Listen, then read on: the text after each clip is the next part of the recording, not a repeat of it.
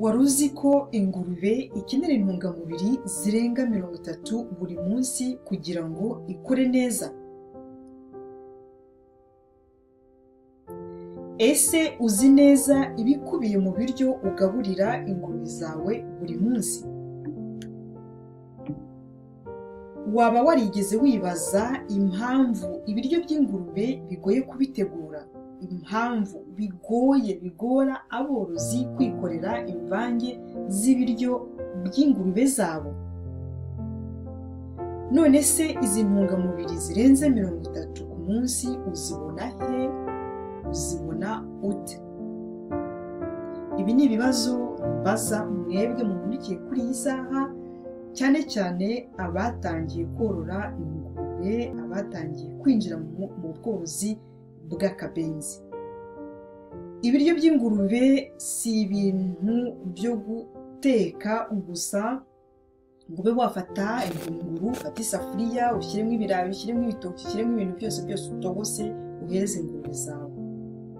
Kugira ubumenyi ku bigize ibyo biryo ni ingenzi cyane ku mworozi usanzwe wishakira umusaruro w'ifumbire, umusaruro w'ingurube ze arajyana ku isoko mu gihe runaka, ndetse no ku bigo byorora ingurube kinyamwuga, cyane cyane izitanga inyama.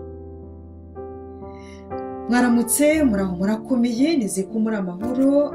Turi ku rubuga rwa Angelica Agri, ngiye kubavugisha, nitwa Uwimana Patricie, nkaba ndi umwe mu borozi b'amatungo magufi, nororera mu karere ka Rutsiro, umurenge wa Rusebeye. Uyu munsi turarebera hamwe impamvu gukora imvange y'ibiryo by'ingurube atari ibintu byoroshye, ariko bikaba ari ingenzi cyane mu bworozi bugezweho, mu bworozi bw'iki kinyejana turimo, mu bworozi bw'ingurube zitanga inyama, ingurube z'inzungu, ingurube nziza cyane. Ubusanzwe mwebwe, ndavuga aborozi n'abifuza korora ingurube, cyane cyane ababimazemo agahe gato, cyangwa se muri rusange aborozi b'ingurube, aborozi bahura n'imbogamizi nyinshi mu gutegura imvange yuzuye y'ibiryo by'ingurube. Kugira ibyubaka umubiri, ibitera imbaraga, ibirinda indwara, imyunyungugu, amazi, byose biri ku rugero rukwiye, si ibintu byoroshye namba, ngira ngo mwese murabizi, ntabwo byoroshye pe. Iyo imvange ikozwe nabi, ingurube ntizikura. Iyo imvange ikozwe nabi, ingurube ntizikura neza. Iyo imvange ikozwe nabi, ingurube zirarwaragurika. Iyo imvange ikozwe nabi, ingurube ntizitanga inyungu namba, umworozi akorera mu gihombo gusa. Imvange y'ibiryo by'ingurube, urugero, igizwe n'ibinyampeke nk'ibigori, ibikomoka ku binyamisogwe nka soya, ibikomoka ku nyamaswa nk'amagoti, ifu y'amafi, ifu y'amaraso, ibigizwe n'imyunyungugu nka Premix, ndetse n'ibirinda indwara byuzuyemo za vitamini. Ibi byose bigira uruhare runini cyane mu bworozi bw'ingurube, mu mirire y'ingurube. Kugira ubumenyi rero, kugira ubumenyi kuri buri kimwe ni intambwe ya mbere yo gukora imvange itanga umusaruro. Niba twifuza gukora imvange itanga umusaruro, ifasha ingurube zacu gukora neza, biradusaba kumenya ubumenyi kuri buri kintu duha ingurube zacu. Niba uzihaye amateke, harimo iki? Niba uzihaye ibishishwa by'ibirayi, harimo iki? Tukagira ubumenyi buhoro buhoro. Reka turebe urugero rero. Umworozi wo mu karere ka Nyagatare yatangiye kwikorera imvange, kwikorera imvange ku giti cye, hanyuma kwikorera imvange y'ingurube ze. Mu byo yakoresheje harimo ifu y'ibigori, harimo magoti, harimo ibisigazwa bya soya, harimo imboga, harimo amazi. Icyo gihe yabivanze neza ku kigero gikwiye, yashyizemo na za Premix n'ibindi, ariko ibyo n'iby'ingenzi yakoresheje, abikora ku kigero gikwiye. Uyu munsi aratanga ubuhamya. Uyu munsi ingurube ze ziyongeraho ibiro 45% mu mezi abiri. Ni ukuvuga ngo ubusanzwe hari ibiri ingurube ze zagombaga kuba zifite zimaze amezi abiri ariko hiyongereyeho 45%. Ingurube ze zimeze neza kandi amafaranga yakoreshwaga mu kugura ibiryo by'ingurube yaragabanutse cyane. Umuntu yavuga ati yes, avuga ati uwampa nkamera nkawe. Mwaborozi mwe rero n'abandi bifuza kwinjira muri uyu mwuga w'ubworozi bw'ingurube, impinduka nk'izi zishingiye ku kumenya uko ibiryo bivangwa. Ibiryo by'ingurube bivangwa gute? Impinduka nk'izi ngiye mbisubiremo, zishingiye ku kumenya uko ibiryo by'ingurube bivangwa.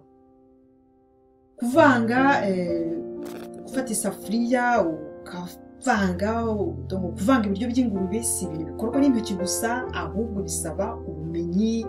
Bisaba ubumenyi, kugira imvange ifite intungamubiri zuzuye, kugira ubumenyi.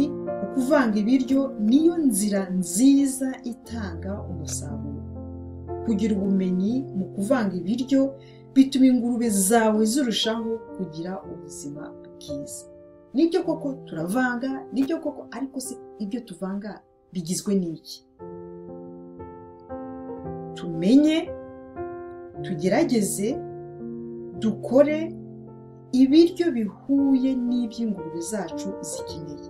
Ingurube z'utwana zikeneye ibihe biryo, ingurube zihaka zikeneye ibihe biryo, amasekurume akenera ibihe biryo.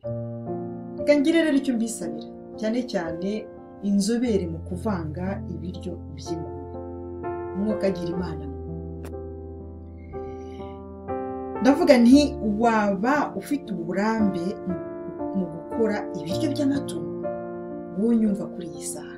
Waba ufite uburambe mu gukora ibiryo by'amatungo, wigeze ukora imvange y'ibiryo by'ingurube zawe, rero dusangize ubunararibonye bwawe, ubyandike mu gice cyo gutangamo ibitekerezo. Dusangize rwose, kuko buri muntu agiye azane igitekerezo n'akazana igitekerezo, twese twarushaho kumenya, twarushaho kugira ubumenyi, navuga wenda ngo bwiyongera kuko dufite, noneho tukagaburira ingurube zacu neza. Ku bashyashya rero, abashyashya, niba iki kiganiro mwagikunze, niba iki kiganiro mwagikunze, hari icyo mwiyungutsemo, mwiyandikishe kuri uru rubuga rwacu. Mwiyandikishe kugira ngo icya mbere nimwiyandikisha mugakanda no kukazogera, muzajya mubona video nsohoye ako kanya, bazahita babamenyesha ko Patricia asohoye video. Icya kabiri, muraba munteye inkunga. Urabuteye inkunga urubuga rwacu, urabuteye inkunga Uwimana Patricia, urabuteye inkunga ibiganiro byacu, urabuteye inkunga iratuma nkomeza kugira motivation, kugira ubushake bwo gukora ibiganiro inshuro nyinshi kandi ibiganiro byiza. Icya gatatu, muraba munteye inkunga pe, kandi muraba muteye inkunga aborozi bakiri bashya n'abifuza kwinjira mu mwuga wo korora ingurube. Mukomeze musure rero ibiganiro nagiye ntanga bijyanye n'ubworozi bw'ingurube, bijyanye n'imirire inoze. Mukomeze musangize ibi biganiro ku bandi bifuza korora ingurube. Iki ni igihe cyo kugira ngo tubikore kinyamwuga kandi dufashanye.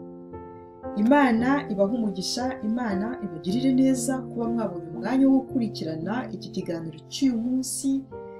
Naho ubutaha, kandi ibyiza rwose byo mu bworozi bw'ingurube muzagenda muyibona buhoro buhoro, uko tuzagenda tumenya ko kwikorera imvange, uko tuzagenda tumenya kugaburira ingurube zacu ibiryo biboneka iwacu.